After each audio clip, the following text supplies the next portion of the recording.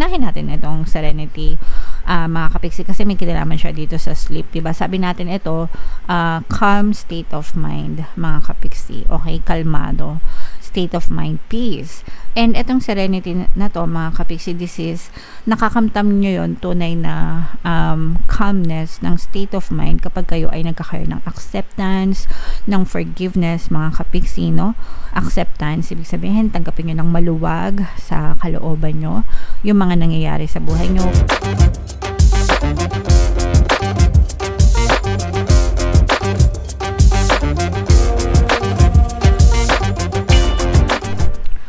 Hello guys, hello Pisces, welcome back to Pinoy Pixie Tarot. Ang pamagat ng episode natin for tonight is OOTM, Oracle of the Month, para ngayong September, para sa Pisces, Sun, Moon, Rising, Sign, and Venus. Meron tayong tatlong set ng decks dito guys. Ito yung para sa spiritual message, ito yung para sa life, and ito naman yung para sa love life, mga kapiksi. Kung ano na lang yung makaresonate guys, hindi lahat magre-resonate, no? Kung ano na lang yung makaresonate sa inyo, take that message, mga kapiksi. So, unahin natin tong spiritual message para sa inyo, mga kapiksi. We have the sleep message para sa inyo guys. So ito guys, pag sinabing sleep, mga kapiksi, ito yung resting state, okay? Diba pag natutulog tayo, nagpapahinga tayo, so resting state ito, mga kapiksi, a calm state of mind, okay? So for some of you guys, you are being advised na mag-rest kayo, magpahinga, especially kung masyado ng maraming bumabagabag sa inyong isipan, masyado na kayong stressed, masyado na kayong worried, mga kapiksi, sa mga nangyayari sa buhay nyo. It's necessary for you to take some rest, mga kapiksi, para ma-cleanse kayo, para ma-recharge kayo. Diba parang ano lang guys, parang cellphone lang. Sometimes pina-factory reset natin kapag masyado ng maraming apps, naguguluhan na yung mga gadgets natin, yung mga cellphones natin bumabagal na, diba? Sometimes nire-reset natin sa factory settings, parang fresh, para new, ganyan-ganyan. So kayo ganun din, mga kapiksi, okay? And for some of you guys, you are ordinary and stable without a lot of troubles or fights, no? Kapag nagpapahinga kayo, mga kapiksi, talaga namang wala kayong masyadong problema, wala kayong masyadong iniisip, parang nare-refresh kayo, guys, okay? Spend every day in an honest, sincere attitude. If you get stuck in a couple of ruts, take a carefree hike, it will bring good luck. Kapag feeling nyo nga, no, sabi ko nga sa inyo guys, kapag feeling nyo masyado ng maraming bumabagabag sa inyo, masyado na kayong maraming worries, ganyan, magpahinga kayo. Especially pagdating sa work guys, no, kasi diba, minsan stressful talaga yung trabaho, no, kanya-kanya lang ng degree ng level of stress, kahit ano pang trabaho natin. And sometimes okay naman yung trabaho, pero yung boss o kaya yung culture, yung environment, yung mga kasamaan sa trabaho, sila naman yung stressful. So magpahinga kayo guys, magbakasyon kung may budget, kahit hindi naman kayo lumabas guys, kahit nasa loob lang kayo ng bahay, basta mapahinga kayo, mapahinga yung isipan nyo, para hindi kayo ma-overload, para hindi kayo sumabog, kumbaga, okay? So comment down below if feeling nyo naka-resonate kayo dyan. Tingnan natin yung life messages naman, mga kapiksi. So i-shuffle natin to guys. Habang sinashuffle ko to, panoorin nyo muna yung video natin regarding sa ating paano mag-manifest ng abundance video course. Kapiksi, sawa ka na ba sa mga struggles at hirap sa buhay mo? Masipag ka ba at masikap sa buhay ngunit hindi ka pa rin umaasenso? Ilang beses ka na bang nag-attempt mag-negosyo at mag-invest pero palagi ka pa rin nalulugi? Sa pagkakataon na ito ay maaaring may subconscious beliefs ka na nagiging balakid sa iyong pag-unlad at pagyaman. Introducing, paano mag-manifest ng abundance video course. Dito ay matututunan mo ma-overcome ang mga balakid mo para tuluyan ka ng umunlad, umasenso, sumagana, maging matagumpay, successful at maswerte sa iyong kabuhayan, pera, trabaho, negosyo sa labi at kaperahan ng bonggang-bongga. Dali, mag-send na ng email sa pinoypixie@gmail.com at simulan na ang iyong pagyaman ngayon. Alright. So, sa lahat ng gusto mag-avail ng course, guys, meron tayong promo ngayong August. Mga kapiksi, magbibigay ako ng free 3-in-1 pampaswerte sa subliminal, guys, pampaswerte sa kabuhayan, sa pera, at saka sa love life para ngayong August. Worth 1,500 yan, mga kapiksi, until August 31. So, i-avail nyo na, guys. Sobrang ganda. And meron din tayong, so, avail nyo na, mga kapiksi.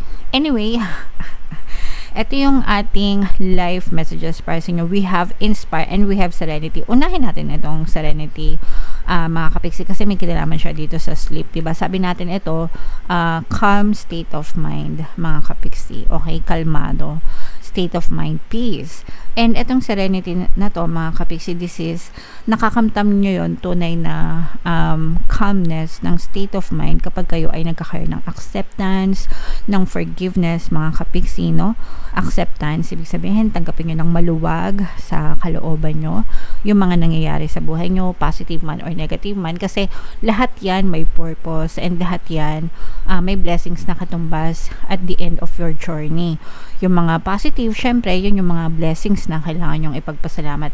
And yung mga negative naman, guys, you always have a lesson na matututunan doon sa mga negative circumstances na yun, guys, okay? And kapag tinanggap nyo yun ng maluwag sa kalooban nyo, yung mga nangyari sa inyo, and you forgive yourself and you forgive other people, mga kapiksi, doon na nagkakaroon ng calmness, ng peace, okay? Matuto lang kayong magtiwala, no? Just trust the divine, trust yourself, trust that everything will always work out for you. I-comment nyo yan sa baba, guys. Everything is always working out for me. The universe has my back, okay? Magtiwala lang kayo na hindi kayo papabayaan ni universe, mga kapiksi, and talaga magkakaroon kayo ng peace of mind, guys, okay?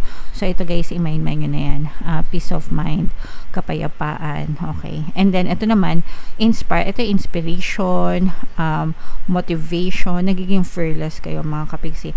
Kapag kayo ay nagiging kalmado na, guys, 'di ba, sometimes kapag nagiging kalmado na tayo, doon na tayo nagsisimula na ma-inspire ulit, ma-motivate ulit, no? Na kumilos para sa ating buhay, parang nagkakaroon tayo ng renewed energy. Kaya nga importante, guys, yung nagpapahinga, 'di ba?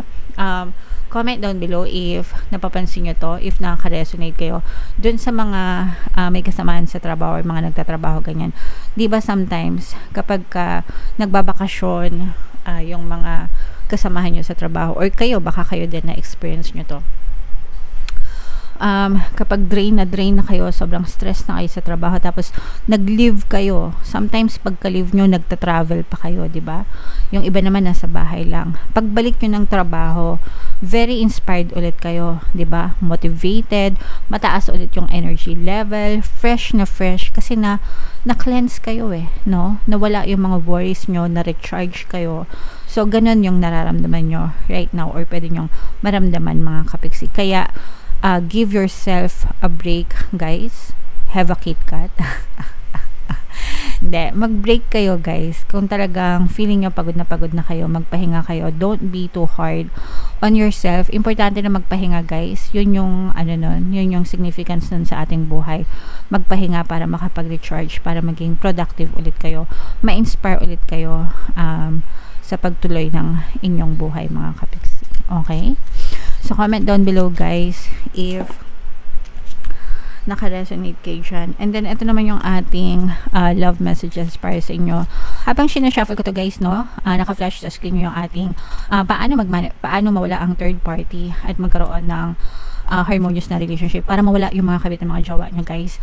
30% discount yan until August 31. So, i-avail nyo na, mga kapiksi. Sobrang ganda. So, ito yung ito yung mga love messages or love advice para sa inyo. So, unang-una, yung overthinking, no? Playing negative scenarios in your head is creating issues which weren't there at first. Ito, totoo to, guys, no? Kasi kapag nag-overthink kayo, nagduda kayo, di ba pag nag-overthink ka, nagdududa ka na. Let's say, for example, nag-text ka sa jowa mo, hindi nag-reply yung jowa mo. Anong ginagawa nyo? Nag-overthink kayo, 'di ba? Yung mga guilty, comment down below. Ay nako, hindi naman siya nag-text sa akin, baka may kausap na naman siya, baka iba na naman yung ka-text niya, baka may iba na siyang ka-text, baka may iba na siyang kasama, baka kung sino-sino na naman yung kausap niya, kasama niya, ganyan-ganyan. So, wala naman, 'di ba? Hindi lang siya nag-text kasi wala siyang load, o kaya wala siyang internet, o kaya online siya pero nakatulog, 'di ba? Tapos sasabihin niyo ng jowa niyo, magpapaliwanag sa inyo, hindi naman kayo naniwala, okay? Tapos na ulit-ulit, hindi ulit nakapag-reply. Paulit-ulit-ulit yung sinasabi mo. Paulit-ulit mo siyang pinagdududahan. Paulit-ulit mo siyang pinag-iisipan ng masama. Yung scenario na yon, yung overthinking mo, na paulit-ulit na yon, one day, it will be pushed out in your reality. Okay? So, wag ka nang magugulat kung one day, bigla na lang malaman mo na may babae or may lalaki yung jowa mo. May iba na siyang partner, may iba na siyang tinetext. Kasi ikaw yung nag-create nun by overthinking, mga kapiksi. So, yan yung pinaka dapat na hindi nyo ginagawa sa relationship nyo. Kasi kayo mismo, kayo yung anay na sumisira sa relasyon nyo. Yung mga duda nyo, yung mga kuda nyo sa person nyo. Yung mga overthinking nyo, guys. No? Sa simula, syempre, wala kayong makikita dahil hindi naman totoo. Pero, paulit-ulit nyong ginawa, paulit-ulit nyong inisip, si universe, sasabihin ni universe, kailangan natin sundin tong iniisip niya kasi palagi niyang iniisip na may babae. So, bigyan natin ng babae yung jowa niya. Okay? Si universe, the universe is always listening to you. Your wish is my command. Okay? So, dun ka nag-focus sa overthinking mo. Therefore, the universe has to comply. Okay? Kaya, wag na wag niyong gagawin yan sa relasyon nyo. Yung magduda, yung mag-overthink. Kasi kayo mismo yung gumagawa ng ikasisira ng ulo nyo. Alright? Comment down below sa mga nakaresonate, sa mga dudera, sa mga mahilig magduda, mga kapiksi. Comment down below. Put yourself first. Loving yourself makes you more romantically attractive. Imbis na pagdudahan nyo yung person nyo, imbis na kung ano-ano yung kanigahan na iniisip nyo, guys, put yourself first. Love yourself. Become the better version of yourself. Okay? And it will make you more attractive.